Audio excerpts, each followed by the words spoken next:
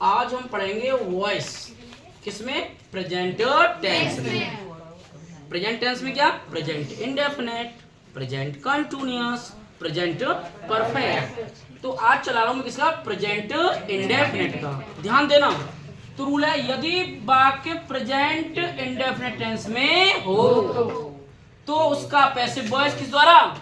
Object is am are plus V3 का मतलब है वर्ब की थर्ड फॉर्म, यानी past participle, by plus subject. अब आप यहाँ पर कंफ्यूज हो रहे होंगे बच्चों कि यहाँ सर सब्जेक्ट क्यों लिखा रहे हैं।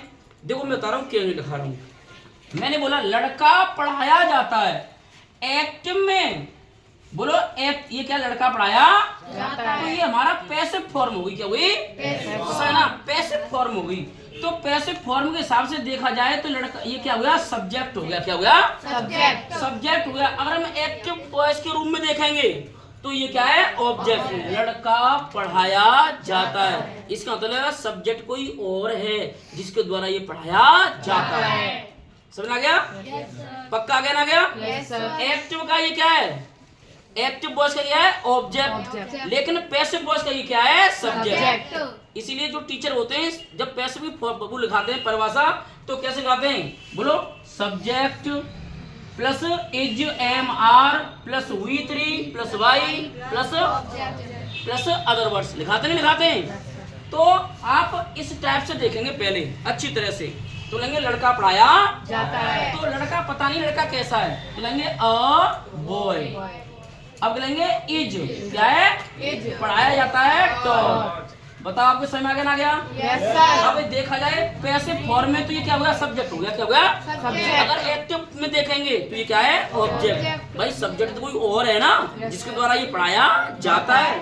अब क्या है? सीता के द्वारा, जैसे ये आ गया सीता के द्वारा, तो यहाँ पर सीता क्या है? एक्टिव वॉइस में सीता क्या थी? सब्जेक्ट थी।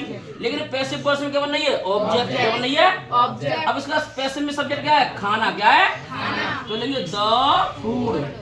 बोलो द इज परोसना क्या उठा? Served, SERVED, served by Sita.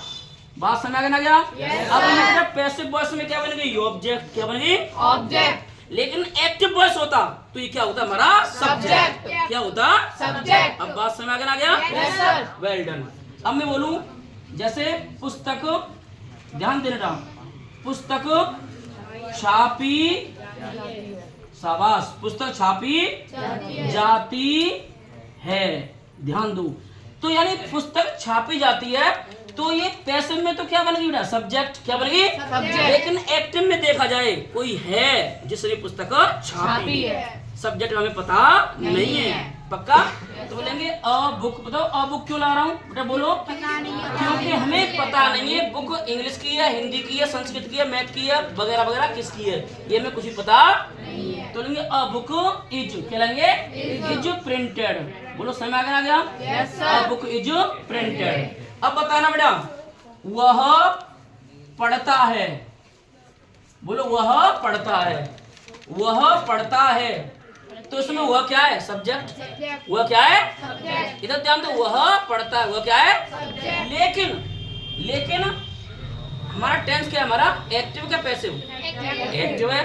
क्यों? सब्जेक्ट के द्वारा काम हो रहा है। एक्टिव की परिभाषा होती है क्यों?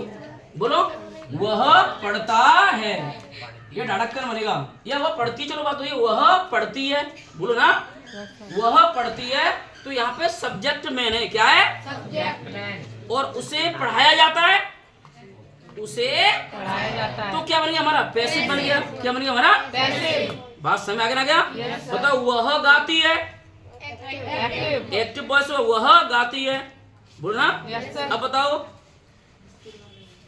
पतंग उड़ाई जाती है, पतंग उड़ाई जाती है, पैसिव हो गया। वह पतंग उड़ाता है, एक्टिव वॉइस। अब बात समझ आ गया ना? गया? Yes, sir. पक्का गया? Yes sir. ये बात समझ आ गई आपके? Yes sir.